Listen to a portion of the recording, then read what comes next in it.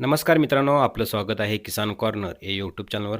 मित्रांनो, 2024मध्ये खरीप आणि रब्बी या दोन्ही हंगामात अनेक भागांमध्ये अनपेक्षित हवामान बदलांमुळे शेतकऱ्यांना मोठ्या प्रमाणात नुकसान सहन करावे लागले होते. मित्रांनो, यामध्ये अवकाळी पाऊस असेल, गारपीट असेल, तसेच अतिवृष्टीमुळे अनेक शेतकऱ्यांना यामध्ये मोठा तोटा सहन करावा लागला होता. तर मित्रांनो, 2024मधील रब्बी आणि खरीप या दोन्ही हंगामातील पीक विमा आता मंजूर करण्यात आलेला आहे. मित्रांनो, याचा जी-आर देखील कालच महाराष्ट्र शासनाकडून हा निर्गमित करण्यात आलेला आहे. तर मित्रांनो, यामध्ये जर पाहिलं तर जवळपास 22 जिल्ह्यांमध्ये या पीक विम्याचे वाटप हे करण्यात येणार आहे. तर मित्रांनो, या संदर्भातील सर्व माहिती आज आपण या व्हिडिओमधून पाहणार आहोत. तसेच या जी-आरमध्ये कोणत्या जिल्ह्यांना सर्वाधिक निधी हा देण्यात येणार आहे, तसेच हा पीक विमा कोणत्या पिकांसाठी असेल, तसेच यामधील कोणते शेतकरी पात्र असतील, यासाठी काही अटी आहेत, ते अटी निकष काय असतील, हे सर्व माहिती आज आपण या व्हिडिओमधून पाहणार आहोत. तरी चॅनलवर नवीन आला असाल तर चॅनलला सबस्क्राईब करून ठेवा. असेच नवनवीन व्हिडिओ आणि अपडेट आपण घेऊन येत असतो. चला तर मग व्हिडिओ सुरू करूया.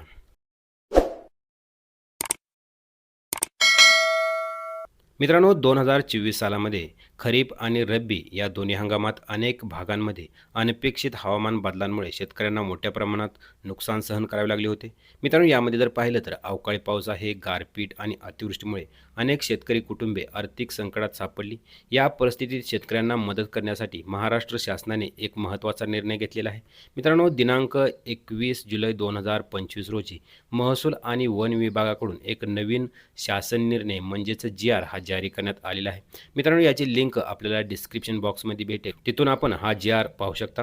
मित्रांनो, या निर्णयानुसार सोलापूर, सांगली आणि अहिल्यानगर या 3 जिल्ह्यातील नैसर्गिक आपत्तीमुळे बाधित झालेल्या शेतकऱ्यांना पीक विमा मंजूर करण्यात आलेला आहे. मित्रांनो, या मदतीमुळे हजारो शेतकरी कुटुंबांना आर्थिक आधार मिळेल.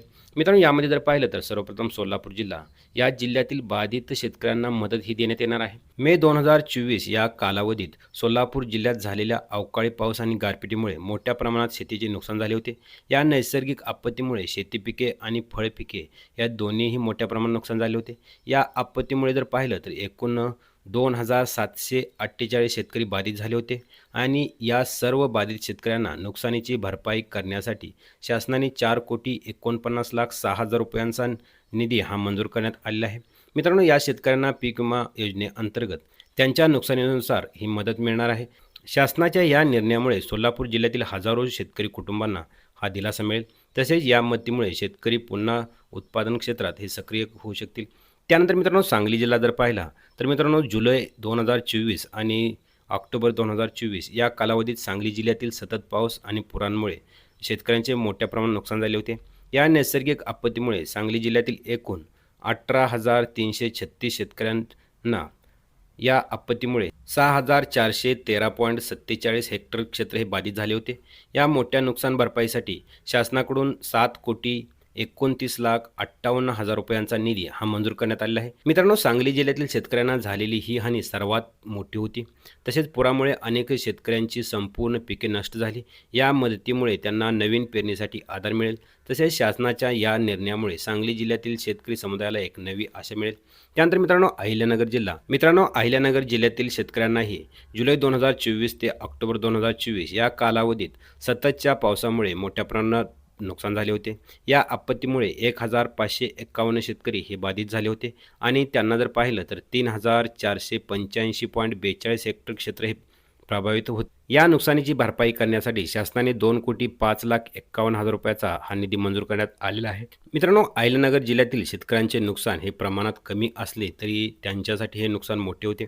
या मदतीमुळे त्यांना आर्थिक स्थिरता मिळेल.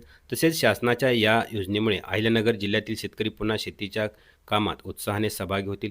त्यानंतर मित्रांनो, यामध्ये जर पाहिलं तर पीक विमा वितरणाची प्रक्रिया ही कशी असेल. मित्रांनो, शासनाच्या या निर्णयानुसार पुढील 4 ते 5 दिवसांमध्ये या 3 जिल्ह्यातील सर्व पात्र शेतकऱ्यांच्या बँक खात्यामध्ये पीक विमा रक्कम ही जमा करण्यात येणार आहे. या वितरणाची प्रक्रिया ही पारदर्शक पद्धतीने आणि वेगाने पार पडेल.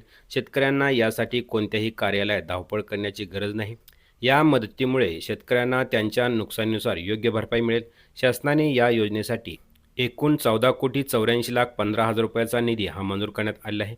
मित्रांनो, हा निधी एकूण 22,635 शेतकऱ्यांना हा वितरित करण्यात येणार आहे. मित्रांनो, या शासन निर्णयानुसार जर पाहिलं तर शेतकऱ्यांमध्ये नवी आशा निर्माण झाली आहे.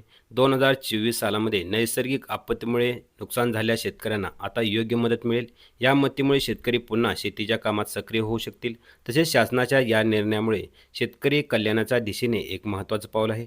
मित्रांनो, या मदतीमुळे शेतकऱ्यांना नवीन पेरणीसाठी आधार मिळेल. ते त्यांच्या कुटुंबाचा उदरनिर्वाह करू शकतील आणि शेतीच्या व्यवसायात पुन्हा स्थिरता आणू शकतील. या निर्णयामुळे राज्यातील शेतकरी समुदायाला एक मोठा दिलासा मिळाला आहे. मित्रांनो, राज्य सरकारने नैसर्गिक आपत्तीमुळे नुकसान सहन करणाऱ्या शेतकऱ्यांना आर्थिक सहाय्यता देण्याचा निर्णय घेतला आहे.